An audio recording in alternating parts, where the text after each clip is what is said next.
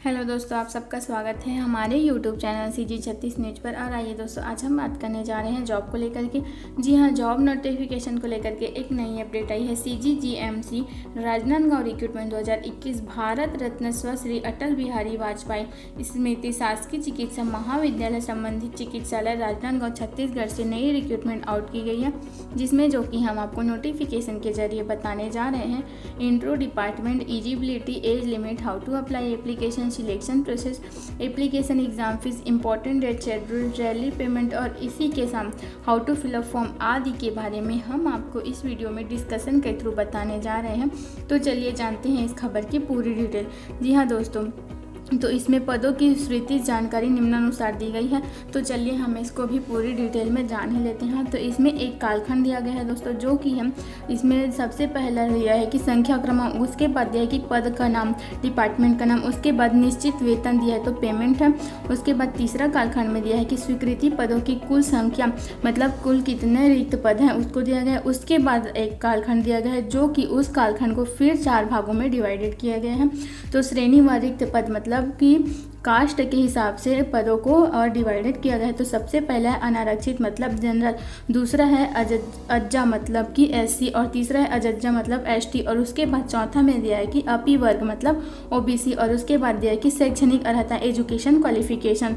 उसके तो चलिए दोस्तों, इसको भी पूरी डिटेल में जान लेते हैं हम। तो सबसे पहला है टेक्नीशियन वर्कशॉप, पद का नाम है, डिपार्टमेंट का नाम है टेक्नीशियन वर्कशॉप। उसके बाद दिया है कि वेतन पेमेंट, तो इसमें टेक्नीशियन वर्कशॉप में 10,650 रुपये पेमेंट है। और कुल रिक्त पद 21 है, जो कि श्रेणीवार रिक्त पद को बांटा गया है, जो कि अनारक्षित मतलब जनरल, तो जनरल के लिए 10, और अज्जा मतलब होता है SC, तो SC के लिए 2 पद, और अजज्जा मतलब होता है ST, तो SC के लिए 6 पद, और वही साथ ही अपी वर्ग मतलब होता है OBC, तो OBC के लिए 3 रिक्त पद निकाला गया है दोस्तों। और शैक्षणिक अर्हता है मतलब एजुकेशन क्वालिफिकेशन, तो एजुकेशन क्वालिफिकेशन दिया गया है दोस्तों कि जीव विज्ञान, भौतिक शास्त्र एवं रसायन शास्त्र में हायर सेकेंडरी 12वीं परीक्षा उत्तीर्ण होना है, और इसी के साथ मान्यता प्राप्त ITI संस्था से मैकेनिकल, इलेक्ट्रिकल और फिल्टर ट्रेड का प्रमाण पत्र होना भी अनिवार्य है। जी हाँ दोस्तों, और दूसरा में दिया है कि प्लम्बर, तो प्लम्बर में हम पेमेंट उतना ही रहेगा 10,650 रुपये, और इसमें कुल रिक्त पद है 6, जो कि अनारक्षित के लिए 3, जनरल के लिए 3, और अज्जा मतलब SC के लिए और 1 है, और ST, SC, OBC तीनों के लिए 1-1 पद इसमें निकाला गया है दोस्तों। और इसमें साथ ही एजुकेशन क्वालिफिकेशन दिया गया है कि हायर सेकेंडरी 12वीं परीक्षा उत्तीर्ण, और साथ ही शासकीय ITI संस्था से प्लम्बर ट्रेड का प्रमाण पत्र होना भी अनिवार्य है दोस्तों। और तीसरा दिया गया है कि इलेक्ट्रीशियन 10,650 रुपये, इसमें भी पेमेंट है, और जो कि इसमें भी 6 रिक्त पद निकाले गए हैं, जो अनारक्षित के लिए 3, जनरल के लिए 3, अज्जा के लिए है 1, और अजज्जा के लिए और OBC के लिए भी 1-1 पद निकाला गया। और इसमें एजुकेशन क्वालिफिकेशन दिया गया है कि हायर सेकेंडरी 12वीं परीक्षा उत्तीर्ण, शासकीय ITI संस्था से इलेक्ट्रीशियन ट्रेड का प्रमाण पत्र होना इसमें भी अनिवार्य है। और इसके साथ ही घरेलू तथा औद्योगिक वायरमैन में विद्युत मंडल से अनुज्ञा पत्र होना भी अनिवार्य दिया गया है दोस्तों। तो इसमें कुल पद 33 है दोस्तों, जो कि हमने आपको श्रेणीवार बता दिया है। और इसमें इम्पॉर्टेंट डेट है दोस्तों की प्रारंभिक तिथि 14 मार्च 2021, जो कि कल से स्टार्ट हो चुका है, और साथ ही यह अंतिम तिथि इसका 24 मार्च 2021 है। जी हाँ दोस्तों, 24 मार्च 2021 तक इसमें आप आवेदन कर सकते हैं। और साथ ही इसमें ऑफलाइन माध्यम से आवेदन होना है, जो कि डाक स्पीड पोस्ट के माध्यम से आप इसमें आवेदन कर सकते हैं। और इसी के साथ हमने इसमें आपको आयु सीमा, एज लिमिट भी बताई थी। तो एज लिमिट है दोस्तों 18 से 35 वर्ष तक। जी हाँ दोस्तों, 18 से 35 वर्ष तक के लोग इसमें आवेदन कर सकते हैं। इसमें कुछ दिशा निर्देश भी दिए गए हैं दोस्तों, जो कि हम आपको स्क्रीन पर दिखा ही रहे हैं। आप सभी से एक रिक्वेस्ट है दोस्तों कि आप सब इस वीडियो को अंत तक जरूर देखिएगा दोस्तों, क्योंकि इसी वीडियो के जरिए आपको इस खबर की सारी जानकारी बताई जाएगी। और साथ ही आप इस वीडियो को बीच में बिल्कुल भी स्किप ना करें। और साथ ही हम आपको इस आवेदन में आप एप्लीकेशन को कैसे भरना है, एप्लीकेशन को फिलअप कैसे करना है, यह भी बताने वाले हैं। तो आप सब हमारे इस वीडियो में बिल्कुल एकदम लास्ट तक बने रहेगा। और साथ ही हम आपको यह भी बताएंगे कि आपको इस एप्लीकेशन में और क्या क्या डॉक्यूमेंट अटैच करना है, जैसे कि 10th-12th का मार्कशीट, कास्ट सर्टिफिकेट, निवासी प्रमाण पत्र, यदि डिग्री डिप्लोमा का सर्टिफिकेट है तो उसे भी इसमें अटैच करना है, यह भी बताने वाले हैं दोस्तों।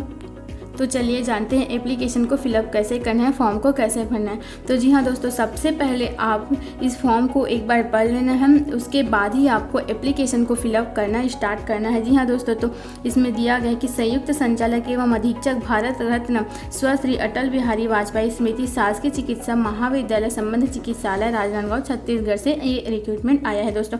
तो इसमें सबसे पहला दिया है कि आवेदित पद का नाम, कि आप किस पद में आवेदन करना चाहते हैं तो उस पद का नाम लिखना है। उसके बाद दिया है कि दूसरा में आवेदक की श्रेणी वर्ग, तो आप किस वर्ग के हो उसको लिखना है। उसके बाद तीसरा में दिया है कि आवेदक का नाम हिंदी में, तो आप अपना नाम लिखेंगे। उसके बाद दिया है कि अंग्रेजी के कैपिटल अक्षर में, तो अंग्रेजी के कैपिटल अक्षर में भी लिखना है दोस्तों। उसके बाद चौथा में दिया है कि पिता पति का नाम। उसके बाद पांचवा में दिया है जन्म तिथि अंकों में, तो अपना डेट ऑफ बर्थ लिखना है। उसके बाद ब में दिया है कि आयु 1 जनवरी 2021 की स्थिति में कितना है उसको लिखना है दोस्तों। उसके बाद दिया है छठवां में कि जाति सामान्य, अनुजाति या जनजाति या अपवर्ग, तो जाति मतलब वही अपना कास्ट है, जो कि आप कौन से कास्ट से बिलोंग करते हो, जैसे जनरल, SC ST या फिर OBC, उसको लिखना है। उसके बाद सातवां में दिया है कि छत्तीसगढ़ का स्थानीय निवासी है या नहीं, सक्षम अधिकारी द्वारा जारी प्रमाण पत्र संलग्न करें। तो जैसे कि हमने आपको बताया था कि निवासी प्रमाण पत्र, तो उसको बताना है दोस्तों। और उसके बाद दिया है कि सातवां में है तो छत्तीसगढ़ का स्थानीय निवासी है या नहीं, तो उसको बता देना। उसके बाद आठवां में है कि रोजगार कार्यालय का जीवित पंजीयन प्रमाण पत्र संलग्न करें। उसके बाद नौवां में दिया है कि स्थायी निवासी का पता। जी हाँ दोस्तों, स्थायी निवास का पता, तो आप कहाँ निश्चित जगह में कहाँ रहते हो तो उसका पता लिखना है। उसके बाद 10वां में दिया है कि वर्तमान पत्र व्यवहार का पता, कि आप अभी कहाँ रहते हो उसका पता लिखना है। उसके बाद दिया है कि मोबाइल नंबर, तो आप अपना मोबाइल नंबर लिखना है। उसके बाद दिया है दूरभाषा नंबर, तो दूरभाषा नंबर में भी मोबाइल नंबर आएगा। उसके बाद ईमेल आईडी, तो ईमेल आईडी आप अपना जानते ही हो दोस्तों।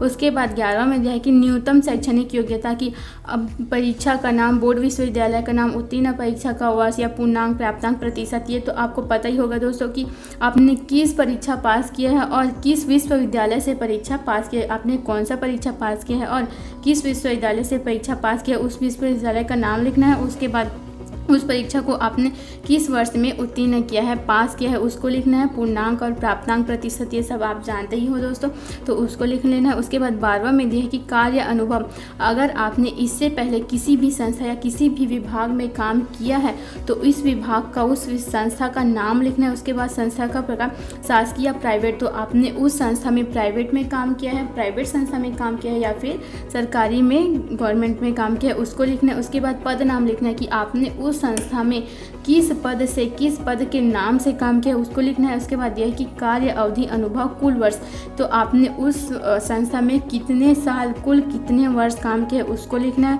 उसके बाद 13 में दिया है कि वैवाहिक स्थिति हाँ या नहीं, अगर आप वैवाहिक स्थिति मतलब आप मैरिड हो, नहीं हो तो हाँ है तो हाँ में लगाना, नहीं है तो नहीं में। उसके बाद 14 में दिया है कि संलग्न स्वयं सत्यापित प्रमाण पत्रों की सूची व संख्या, तो जैसे कि हमने आपको बताया था तो इसके एप्लीकेशन में क्या क्या डॉक्यूमेंट अटैच किए हो तो उसको इसमें सूचीबद्ध लिखना होगा दोस्तों। और उसके बाद लास्ट में है कि आवेदक के हस्ताक्षर, तो इसमें आप अपना हस्ताक्षर, अपना सिग्नेचर कर लेना दोस्तों। उसके बाद की घोषणा पत्र, तो इसको आपको एक बार पढ़ लेना है दोस्तों, जो कि लिखा है कि मैं एतद द्वारा घोषणा करता या करती हूँ कि आवेदन पत्र में दी गई समस्त जानकारी एवं संलग्न अभिलेख पूर्णतः सत्य एवं पूर्ण की है, जो किसी भी स्थिति में असत्य पाए जाने पर मेरी उम्मीदवारी निरस्त की जा सकती है। मतलब कि इसमें पूछा गया कि आपने इस फॉर्म में जो भी डिटेल डाले हैं वो अगर उसमें किसी भी तरह की गलती हो जाती है तो उसमें आप सक्षम हैं नहीं है, उसको पूछा गया। उसके बाद दिया कि स्थान, उसके बाद स्थान अपना जगह लिखना है। उसके बाद दिनांक दिया कि